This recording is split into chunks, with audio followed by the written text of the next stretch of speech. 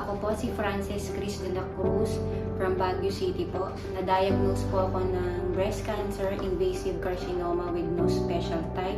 Bago po ako pumasok dito sa Tree of Life, meron pong wound yung sugat ko, tapos madami po siyang discharge.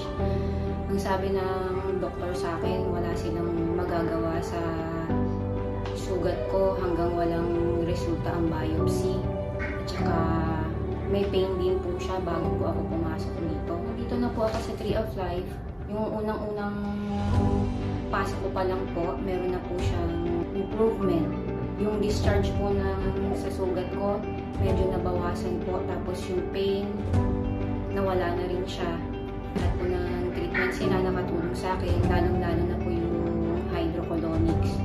Tsaka po marami po ako natutunan dito, lalong-lalo na po sa mga pagkain, mga dapat at hindi ko dapat kainin. Sa 10 days po na yon, wala na po siyang discharge, malinis na po yung sugat ko, yung unti-unti po siyang nag-heal. As in, wala na po siyang discharge, malinis na. Kaya sobrang nagpapasalamat po ako sa Tree of Life, sa family po ng Tree of Life. Inilagaan po nila akong mabuti dito. Highly recommended ko po ang Tree of Life, lalong-lalo na po sa mga may sakit na kagaya ko. Yun lang po, salamat.